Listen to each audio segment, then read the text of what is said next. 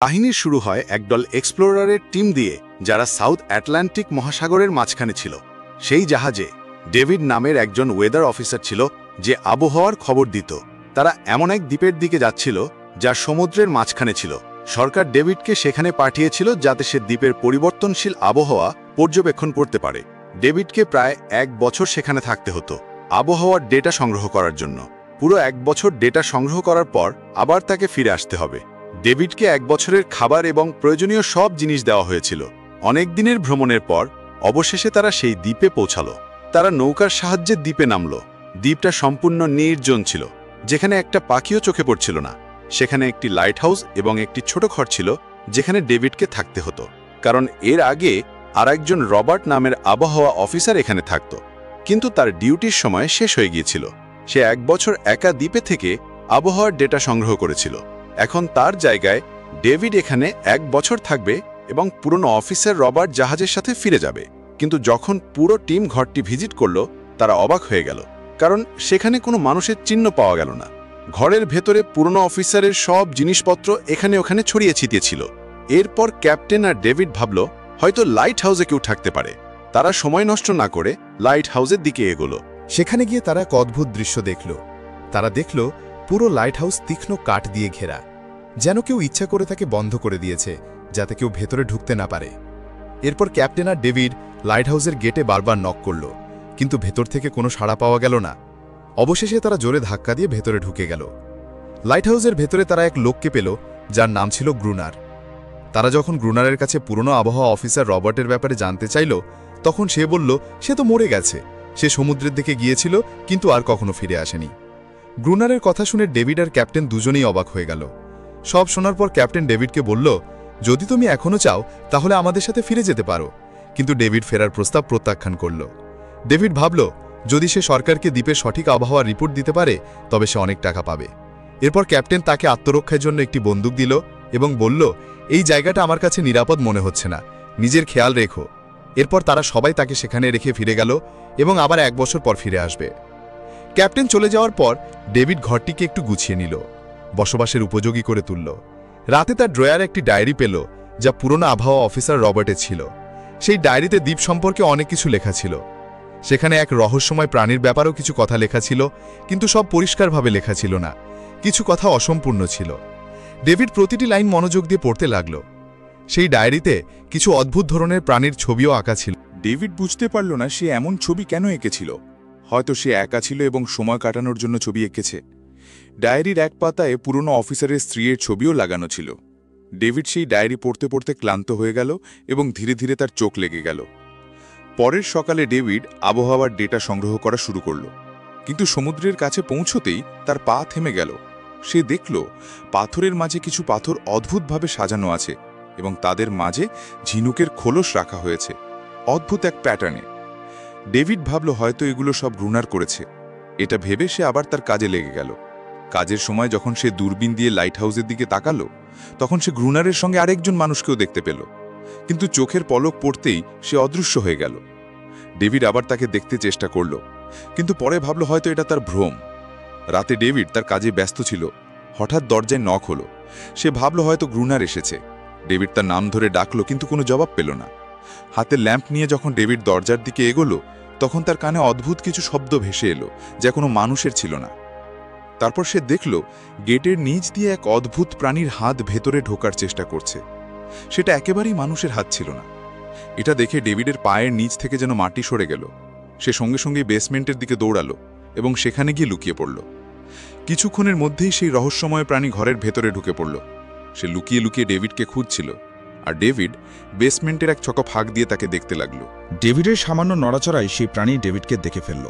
তারপর দ্রুত গতিতে তাকে মারার জন্য তার দিকে ছুটে এলো এবং ধাপা দিয়ে তাকে ধরার চেষ্টা করল।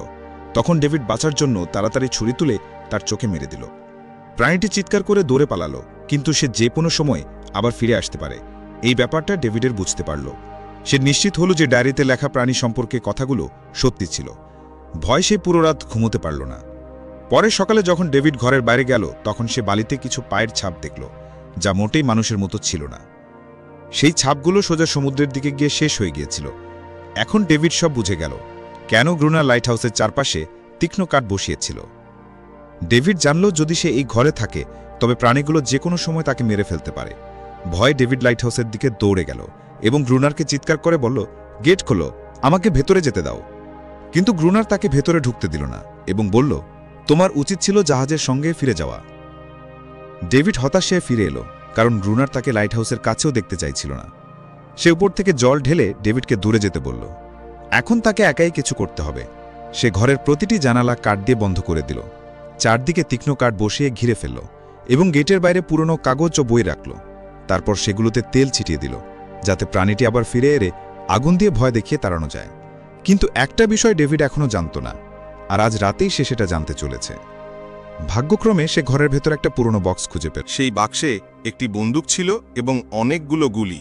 এটা দেখে ডেভিডের বেঁচে থাকার একটু আশা ফিরে এলো। যতই সূর্য অস্ত যেতে লাগল, ডেভিডের মনে ভয়ের পরিমাণ ততই বাড়তে লাগল। কিছুক্ষণের মধ্যেই চারপাশ অন্ধকারে ঢেকে গেল। ডেভিড বন্দুক হাতে নিয়ে ঘরের এক কোণে চুপচাপ বসেছিল। তার হৃদস্পন্দন দ্রুত চলছিল। ঠিক তখনই একটি অদ্ভুত শব্দ শোনা গেল। ডেভিড যখন জানালা দিয়ে লুকিয়ে সমুদ্রের দিকে তাকালো, তখন যেন তার পায়ের নিচ থেকে মাটি সরে গেল। সে দেখল শুধু একটি নয়, বরং জলের ভেতর থেকে অনেকগুলো সেই অদ্ভুত প্রাণী তার দিকে এগিয়ে আসছে। কিছুক্ষণের মধ্যেই তারা ঘরের গেট ভাঙার চেষ্টা শুরু করল। ডেভিড সঙ্গে সঙ্গে গুলি চালানো শুরু করল, যেগুলোর মধ্যে কয়েকটি প্রাণী পড়ে গিয়ে মারা গেল। ডেভিড ভাবল গুলির শব্দ শুনে তারা ভয় পেয়ে পালাবে, কিন্তু নিজেদের সাথীদের মরতে দেখে তারা আরও বেশি রেগে গেল। তখন ডেভিড পরিকল্পনা অনুযায়ী গেটের বাইরে রাখা কাগজপত্র এবং পুরনো বইয়ে আগুন ধরিয়ে দিল। আগুন দেখে প্রাণীগুলো ভয় পেয়ে আবার সমুদ্রে ফিরে গেল। কিন্তু এখন সেই আগুন ডেভিডের ঘর পর্যন্ত পৌঁছে গেছে। ঘরের দরজায় আগুন লেগে গেল এবং ধীরে ধীরে তা ছড়িয়ে পড়তে শুরু করল, কারণ পুরো ঘরটাই কাঠ দিয়ে তৈরি ছিল। ডেভিড সঙ্গে সঙ্গে একটি চাদরে নিজেকে মুড়ে ফেলল এবং প্রাণ বাঁচাতে বাইরে বের হয়ে লাইট হাউসের পাশে একটি বড় পাথরের আড়ালে গিয়ে লুকালো। প্রাণীগুলোকে গুলি করার সময় ডেভিডের হাতে বেশ গভীর চোটও লেগেছিল। ঠিক তখনই হঠাৎ প্রবল বৃষ্টি শুরু হলো। আগুন ধীরে ধীরে নিভতে লাগল, কিন্তু সারা রাতের বৃষ্টির পরও সকালে এসে দেখা গেল ডেভিড তার ঘরটিকে আর বাঁচাতে পারেনি। পুরো ঘর পুড়ে প্রায় ছাই হয়ে গেছে। এখন যদি ডেভিডকে বাঁচতে হয় তবে তাকে লাইট হাউসে আশ্রয় নিতে হবে। সে তার রাইফেল তুলে নিল এবং লাইট হাউসের পাশের পাথরের ফাঁকে লুকিয়ে রইল। অপেক্ষা করতে লাগল কখন গ্রুনার জল তুলতে বাইরে আসবে। যখন গ্রুনার লাইট হাউস থেকে জল তুলতে বের হলো, তখন ডেভিড তার পেছনে চুপি সারে চলতে লাগল। কিন্তু হঠাৎ এক অদ্ভুত প্রাণী, যা গ্রুনারের কাছেই ছিল, সে ডেভিডের উপর আক্রমণ করল। তবে কোনোভাবে ডেভিড তাকে কাবু করতে পারল। ওই প্রাণী আসলে গ্রুনারের রক্ষক ছিল। ডেভিড যখন তাকে গুলি করতে যাচ্ছিল, তখনই গ্রুনার তাকে থামালো এবং বলল, থেমে যাও, এটা আমার পোষা প্রাণী। ডেভিড গুলি চালালো না এবং সুযোগ বুঝে গ্রুনারের সঙ্গে একটি শর্ত রাখল। সে বলল, যদি এই প্রাণীকে বাঁচিয়ে রাখতে চাও তাহলে আমাকে লাইট হাউসে থাকতে দাও, না হলে আমি একে মেরে ফেলব। এরপর গ্রুনার রাজি হয়ে গেল, কারণ ডেভিডের কাছে প্রচুর খাবার এবং গান পাউডার ছিল। সন্ধ্যার আগেই তারা দুজন মিলে বাকি খাবার নিয়ে লাইট হাউসে ফিরে এলো এবং সেখানেই আরাম করে ঘুমিয়ে পড়ল। পরের সকালে সেই প্রাণী চুপি চুপি ডেভিডের হাত চাটছিল। ডেভিড যখন ঘুম থেকে জাগল, তখন সে দেখল এই প্রাণীর চাটার কারণে তার হাত পুরোপুরি সেলে গেছে। সব দেখে ডেভিড বিস্মিত হয়ে গেল। এখন সে গ্রুনারের কাছ থেকে এই প্রাণী সম্পর্কে আরও জানতে চাইল এবং জীবটিকে সবার সামনে আনতে চাইল, কারণ এটি কোনো জাদুর চেয়ে কম ছিল না। ডেভিড ভাবল, যদি এই প্রাণীর রহস্য দুনিয়ার সামনে আনা যায় তাহলে ডেভিড আর গ্রুনার দুজনেই প্রচুর টাকা এবং খ্যাতি অর্জন করবে। কিন্তু গ্রুনার এসব কিছুই চাইত না। সে এই দ্বীপ থেকে কোথাও যেতে চাইত না। গ্রুনারের এখন আর এই পৃথিবীতে কেউ নেই। তার কাছে এই দ্বীপটাই ছিল নিখুঁত জায়গা, যেখানে সে নিজেকে রাজা ভাবত এবং নিজের মর্জির একমাত্র মালিক। এই কারণেই সে দ্বীপের অনেক জায়গায় লিখে রেখেছিল, গ্রুনার এখন এই দ্বীপের বাদশাহ। কিন্তু ডেভিডের বুঝতে কষ্ট হচ্ছিল যে এই অদ্ভুত প্রাণী কিভাবে গ্রুনারের দাসী হয়ে গেল। তখন গ্রুনার জানালো, একবার সে তার জীবন বাঁচিয়েছিল। সে ভুল করে তার ফিশিং নেটে আটকা পড়েছিল। তখন ওই প্রাণী ছোট ছিল এবং সেই দিন থেকে সে গ্রুনারের সঙ্গেই থেকে যায়। তার প্রতিটি কথা মানতে শুরু করে। কিন্তু গ্রুনার ছিল কঠোর মানুষ। সেই প্রাণীর সঙ্গে খুব খারাপ আচরণ করত। গ্রুনার প্রতিদিন এই প্রাণীর সঙ্গে শারীরিক সম্পর্ক করত। গ্রুনার জানালো, একবার এই প্রাণী তার উপর আক্রমণও করেছিল, আর তার বদলে গ্রুনার তাকে এমন শাস্তি দিয়েছিল যে সেই শাস্তির পর ওই প্রাণী নিজেকে গ্রুনারের দাসী ভাবতে শুরু করে। আর আপনারা সবাই বুঝতেই পেরেছেন কেন প্রতি রাতে সেই প্রাণীরা সমুদ্র থেকে বাইরে আসে। তারা সবাই আসে তাদের সাথীকে গ্রুনারের কাছ থেকে উদ্ধার করে নিয়ে যেতে, কিন্তু গ্রুনার তা হতে দেয় না। ওই প্রাণীরা দিনের আলোতে আক্রমণ করতে পারে না, কারণ সূর্যের আলো তাদের চামড়া পুড়িয়ে দেয়। এখন ডেভিড আর এখানে থাকতে চাইছিল না। সে কোনোভাবে দ্বীপ থেকে নিজের প্রাণ নিয়ে পালাতে চাইছিল। এদিকে সন্ধ্যা হতে লাগলো এবং গ্রুনার তাকে বলল, বন্দুক নিয়ে প্রস্তুত হও, কারণ ওই প্রাণীরা যে কোনো সময় আক্রমণ করতে পারে। তারা লাইট হাউসের আলো জ্বালানোর জন্য প্রস্তুত হলো এবং কিছুক্ষণের মধ্যেই সমুদ্র থেকে প্রচুর সংখ্যক প্রাণী বেরিয়ে এলো। তারা লাইট হাউসের দিকে এগোতে থাকলো। গ্রুনার তাদের ওপর লাগাতার গুলি চালাচ্ছিল, কিন্তু ডেভিড পুরোপুরি ভয় পেয়ে গিয়েছিল। সে লাইট হাউসের ভেতরের দিকে ঢুকতে লাগলো। গ্রুনার বারবার বললেও সে শুধু এক কোণে চুপচাপ বসে রইল এবং কিছুক্ষণের মধ্যেই ডেভিড অজ্ঞান হয়ে গেল। গ্রুনার পুরো রাত একা ওই প্রাণীদের সঙ্গে লড়াই করল। পরের সকালে গ্রুনার রাগে ডেভিডের মুখে জল ছুঁড়ে মেরে তাকে জাগালো এবং বলল, যদি বেঁচে থাকতে চাও তবে এদের মেরে ফেলতে হবে, না হলে তোমাকে লাইট হাউস থেকে বের করে দেওয়া হবে এবং তোমাকে আমার প্রতিটি কথা মানতে হবে। রোজ জল ভরে আনতে হবে, লাইট হাউসের ছোট বড় কাজ করতে হবে, আর রাতে আমার সঙ্গে পাহারার দায়িত্ব পালন করতে হবে। এখন ডেভিডের কাছে আর কোনো উপায় ছিল না। এই কারণে সব কিছু করা তার জন্য বাধ্যতামূলক হয়ে গেল। ডেভিড এখন গ্রুনারের প্রতিটি কথা মানতে শুরু করল, কিন্তু একটা বিষয়ে তাকে একেবারেই ভালো লাগছিল না। সেটা হলো প্রতিদিন ওই স্ত্রী প্রাণীটিকে বিভিন্নভাবে শারীরিকভাবে নির্যাতন করা। রাত হলো, তারা আবার পাহারার জন্য প্রস্তুত হলো। আরেকবার সেই প্রাণীরা সমুদ্র থেকে বেরিয়ে এলো, কিন্তু আজ ডেভিড ভয় পাচ্ছিল না। সে প্রাণীদের উপর গুলি চালানো শুরু করল, কিন্তু আজ গ্রুনার কিছুই করছিল না। সে ডেভিডকে বাইরে ফেলে দিয়ে লাইট হাউসের গেট বন্ধ করে দিল এবং নিজে চুপচাপ ভেতরে বসে রইল, যাতে ডেভিড নিজেই শিখতে পারে কিভাবে এই প্রাণীদের সঙ্গে লড়াই করতে হয়। এভাবেই ডেভিড লড়াই করতে করতে রাত কাটিয়ে দিল এবং সকাল হলো। সকালে গ্রুনার দেখল ডেভিড লাইট হাউসের গেটের বাইরে রক্তে ভেজা অবস্থায় বসে আছে। এখন সে শিখে গেছে কিভাবে এই প্রাণীদের সঙ্গে লড়াই করতে হয়। এভাবেই সময় কেটে যাচ্ছিল, রাতে এই প্রাণীদের সঙ্গে লড়াই করে আর দিনে গ্রুনারের লাইট হাউসের কাজ সামলে। এখন এই দ্বীপ তার কাছে যেন এক বন্ধ ঘর হয়ে গেছে। সে সবসময় ভাবত কবে এই জায়গা ছেড়ে স্বাধীনভাবে শ্বাস নেবে। সময়ের সাথে সাথে ডেভিডের সেই স্ত্রী প্রাণীটির সঙ্গে এক অদ্ভুত বন্ধুত্ব গড়ে উঠল।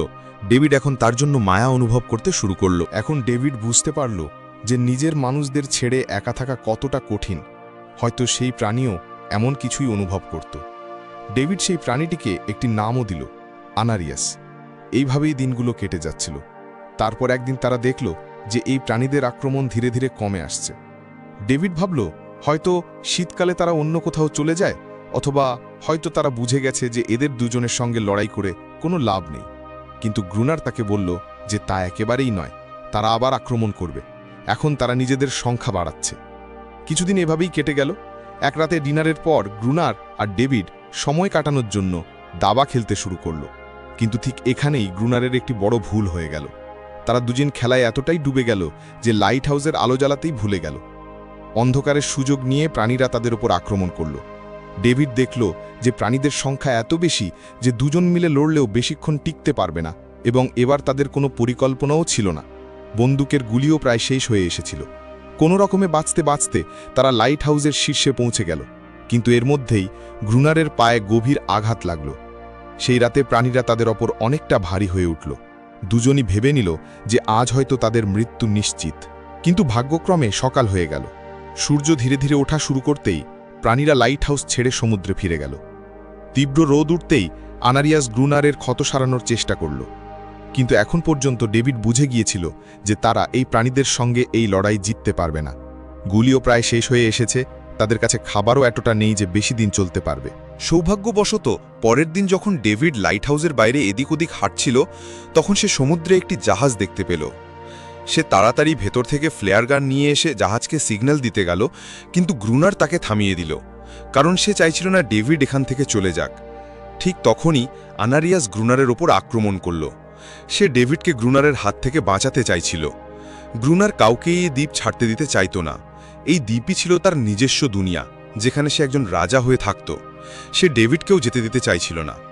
এতদিন একা থাকার পর এখন তার কাছে কেউ ছিল যার সঙ্গে কথা বলতে পারত। আর যদি ডেভিড সেই জাহাজে ফিরে যেত, তাহলে সে গিয়ে সবাইকে আনারিয়াস এবং তাদের সম্পর্কে জানিয়ে দিত। তাই এখন ডেভিড কোনোভাবেই এখান থেকে যেতে পারবে না। ধীরে ধীরে সেই জাহাজ ডেভিডের চোখের সামনে সমুদ্রে হারিয়ে গেল। এখন তার করার মতো কিছুই রইল না। আরও কিছুদিন এভাবেই কেটে গেল। গ্রুনার এখনও ডেভিড এবং আনারিয়াস দুজনের সঙ্গে খারাপ আচরণ করত, কিন্তু আনারিয়াসকে সে বিশেষভাবে মারত, যা ডেভিড একেবারেই পছন্দ করত না। একদিন ডেভিড আনারিয়াসকে উপহার হিসেবে একটি ছোট্ট খেলনা নৌকা দিল, যা সে মাছের হাড় দিয়ে বানিয়েছিল। কিন্তু যখন আনারিয়াস সেই নৌকাটি দেখল, তখন সে ডেভিডকে দ্বীপের এমন এক কোণে নিয়ে গেল যেখানে সত্যিই একটি আসল নৌকা রাখা ছিল। যখন ডেভিড এই নৌকার ব্যাপারে গ্রুনারকে জিজ্ঞেস করল, তখন সে বলল যে হ্যাঁ, সে আগে থেকেই জানত যে দ্বীপের এই অংশে একটি নৌকা আছে। গ্রুনার বলল কিছু মানুষ এই দ্বীপে নৌকায় করে বাঁচতে এসেছিল, কিন্তু সকাল হওয়ার আগেই তাদের কেউ বেঁচেছিল। সবাইকে ওই প্রাণীরা মেরে ফেলেছিল। তারা সবাই জাহাজে গোলাবারুদ নিয়ে যাচ্ছিল, কিন্তু সমুদ্রে ঝড় আসার কারণে তাদের জাহাজ এই দ্বীপের কাছে ডুবে যায়। এই শোনার পরই ডেভিডের মাথায় একটি পরিকল্পনা এলো। তাদের কাছে একটি ডাইভিং স্যুটের মতো কিছু ছিল। ডেভিড বলল, আমাদের দুজনের মধ্যে কেউ যদি ওই স্যুট পরে সমুদ্রের সেই জায়গায় যায় যেখানে জাহাজটি ডুবেছিল, তাহলে হয়তো কিছু গুলি বা ডায়নামাইট পাওয়া যেতে পারে, যেগুলো দিয়ে এই প্রাণীদের সঙ্গে লড়াই করা সহজ হবে। কিন্তু গ্রুনার এই প্রস্তাব মানতে রাজি হল না। তবে ডেভিড নিজের জীবনকে ঝুঁকেটে ফেলে এই কাজ করতে রাজি হয়ে গেল। আরও কিছুদিন এভাবেই কেটে গেল। ডেভিড আর আনারিয়াসের মধ্যে এক গভীর সম্পর্ক তৈরি হয়েছিল। ডেভিড তাকে ভালোবাসতে শুরু করেছিল। এই দুজনকে রোম্যান্স করতে দেখে ফেলেছিল গ্রুনার। গ্রুনারের মনে হলো আনারিয়াসকে সে কেড়ে নেবে, তাই ডেভিডকে সরিয়ে দিতে হবে। পরের দিন গ্রুনার নিজেই ডেভিডের কথা মানতে রাজি হয়ে গেল। সে ডেভিডকে বলল, ঠিক আছে, তুমি স্যুট পরে জলের নিচে যাবে এবং সেখানে অনেকটা আরডিএক্স কালেক্ট করবে। তারপর আমি তোমাকে নৌকা দিয়ে ওপরে টেনে তুলব। কিন্তু গ্রুনারের আসল ইচ্ছে ছিল অন্য কিছু। সে চাইছিল ডেভিড তার সাহায্যে সমুদ্রের নিচে রাখা ডাইনামাইটের বাক্সগুলো ওপরে নিয়ে আসুক, আর তারপর তাকে সেখানেই সমুদ্রে ফেলে রেখে আসবে, যাতে ক্রিয়েচাররা তাকে মেরে ফেলে। এইভাবে ডাইনামাইটও তার হাতে চলে আসবে আর আনারিয়াস আবারও তার দাসী হয়ে যাবে। দুজনে নৌকায় বসে সেই জায়গায় পৌঁছল যেখানে জাহাজ ডুবে গিয়েছিল। ডেভিড ডাইভিং স্যুট পরে সমুদ্রের নিচে নেমে গেল। নিচে গিয়ে সে দেখল জাহাজ পুরোপুরি ধ্বংস হয়ে গেছে, কিন্তু তার ভাগ্য ভালো ছিল যে কিছু ডাইনামাইটের বাক্স সে পেয়ে গেল। কিন্তু হঠাৎই কয়েকটি ক্রিয়েচার তার সামনে এসে গেল। তাদের দেখে ডেভিড ভয় পেয়ে নিচে পড়ে গেল। ডাইভিং স্যুট এত ভারী ছিল যে সে নড়তেও পারছিল না, এবং গ্রুনারকে ওপরের দিকে কোনো সিগন্যালও পাঠাতে পারল না। গ্রুনারের মনে হলো হয়তো সেই ক্রিয়েচাররা ডেভিডকে মেরে ফেলেছে, কিন্তু আসলে তারা ছিল মাত্র দুটি ছোট বাচ্চা। কোনোভাবে ডেভিড নিজের ডাইভিং স্যুট সেখানেই ফেলে রেখে ওপরে উঠে এলো। সেখানে তারা কিছু পুরনো বাক্স পেল, যাতে ডায়নামাইট ছিল। এরপর তারা কাজে নেমে গেল। তারা লাইট হাউসের চারপাশে 2 স্তরে ডায়নামাইট পেতে দিল, যাতে পরের আক্রমণের সব দানবদের একসাথে উড়িয়ে দেওয়া যায়। কয়েক মাস কেটে গেল এবং এলো বরফ পড়ার মৌসুম, কিন্তু আবারও সেই ক্রিয়েচাররা হঠাৎ অদৃশ্য হয়ে গেল। আক্রমণ পুরোপুরি বন্ধ হয়ে গেল, যেন তারা খবর পেয়ে গেছে যে তাদের জন্য ফাঁদ পাতানো হয়েছে, তাই তারা আর আক্রমণ করছে না। গ্রুনারের মনে হলো হয়তো আনারিয়াস তাদের খবর দিয়ে দিয়েছে। সেই কারণে সে আনারিয়াসের ওপর অত্যাচার শুরু করল, কিন্তু ডেভিড তাকে থামিয়ে দিল। শেষমেশ দুজনে মিলে একটি নতুন পরিকল্পনা করল। লাইট হাউসের মেন গেট খোলা রেখে দেওয়া হবে, যাতে ক্রিয়েচাররা ভেতরে ঢুকলেই ডায়নামাইট দিয়ে তাদের উড়িয়ে দেওয়া যায়। ডেভিড চালাকির সঙ্গে আনারিয়াসকে বলল লাইট হাউসের ওপরে দাঁড়িয়ে চিৎকার করতে। আনারিয়াসের আওয়াজ শুনেই সব ক্রিয়েচার রেগে উঠল। তারা যখন দেখল লাইট হাউসের মেন গেট খোলা, তখন তারা ভেবেছিল এটা ভালো সুযোগ আনারিয়াসকে উদ্ধার করার, কিন্তু আসলে এটা ছিল তাদের জন্য এক ফাঁদ। কিছুক্ষণের মধ্যেই ক্রিয়েচাররা সমুদ্র থেকে বের হতে শুরু করল। তারা সোজা মেন গেটের দিকে এগোলো এবং ভেতরে ঢুকেই ডেভিডের ওপর আক্রমণ করলে। ডেভিডও সাহস দেখালো এবং ক্রিয়েচারদের হাত থেকে নিজে প্রাণ বাঁচালো। যখন তারা সবাই লাইট হাউসের কাছে পৌঁছে গেল, ক্রুনা ডায়নামাইটের লিভার চাপল, কিন্তু বিস্ফোরণ হল না। আসলে ডেভিড তার খুলে দিয়েছিল এবং গ্রুনার তা আবার জোড়া দিতে ভুলে গিয়েছিল। ডেভিড দ্রুত ওপরে দৌড়ে গিয়ে ডায়নামাইটের তার জোড়া লাগাতে শুরু করল। ততক্ষণে ক্রিয়েচাররা লাইট হাউসে উঠতে চেষ্টা করছিল, যাদের একাই দেখাচ্ছিল গ্রুনার। যেই মাত্র কানেকশন হলো, ডেভিড প্রথম স্তর উড়িয়ে দিল। এতে অনেক ক্রিয়েচার বিস্ফোরণে শেষ হয়ে গেল, কিন্তু এখনও অনেক দানব লাইট হাউসে আক্রমণের জন্য প্রস্তুত ছিল। তাই গ্রুনার দ্বিতীয় স্তরও উড়িয়ে দিল। দুজনেই সেই ভয়ঙ্কর বিস্ফোরণে অজ্ঞান হয়ে গেল। পরের সকালে যখন তাদের জ্ঞান ফিরল, তারা দেখল আনারিয়াস সেখানে নেই। বিস্ফোরণে চারদিকে মৃত ক্রিয়েচার ছড়িয়ে আছে। গ্রুনার তাদের মধ্যে যারা আহত হয়ে বেঁচেছিল তাদেরও মেরে ফেলছিল। তখনই ডেভিডের চোখে পড়ল তাদের মধ্যে একজনের গলায় ঝোলানো একটি নেকলেসে। সেই ক্রিয়েচারকে কষ্টে ছটফট করতে দেখে ডেভিডের তার প্রতি মায়া হলো এবং সে নিজের ভুল বুঝতে পারল। যাদের এতদিন সে ভয়ঙ্কর ভেবেছিল, তারা আসলে মানুষের মতোই ছিল, শুধু কথা বলতে পারত না। কিন্তু গ্রুনারের কাছে এসব ছিল একেবারেই বেহুদা কথা। সেই দিনটার পর আর কখনোই ক্রিয়েচাররা আক্রমণ করতে পারল না। কিন্তু প্রতিদিন সমুদ্রের তীর থেকে কান্নার শব্দ শোনা যেত। ডেভিড তখনও জানত না তারা কত বড় ক্ষতি করে ফেলেছে, কত পরিবার ভেঙে গেছে, কত শিশু তাদের আপনজনকে হারিয়েছে, শুধু একটি ভুল বোঝাবুঝির কারণে। পরের দিন ডেভিড সমুদ্রে কিছু ছোট ছোট ক্রিয়েচার শিশু দেখল। তারা সবাই তাদের পরিবার হারিয়ে ফেলেছিল। ডেভিড পাথর দিয়ে একটি গোল বৃত্ত তৈরি করল এবং তার মাঝে সেই ছোট্ট খেলনা নৌকাটি রেখে দিল, যাতে আনারিয়াস সেটি দেখে ফিরে আসে। ডেভিড অনেকক্ষণ অপেক্ষা করল, কিন্তু আনারিয়াস আর কখনো ফিরে এলো না। সকালে ঘুম থেকে উঠে ডেভিড দেখল গ্রুনার ঘুমাচ্ছে। গ্রুনারের পাশে কিছু পুরনো জিনিস রাখা ছিল, তার মধ্যে একটি পুরনো ছবি ছিল এবং ছবিটি দেখে ডেভিড অবাক হয়ে গেল।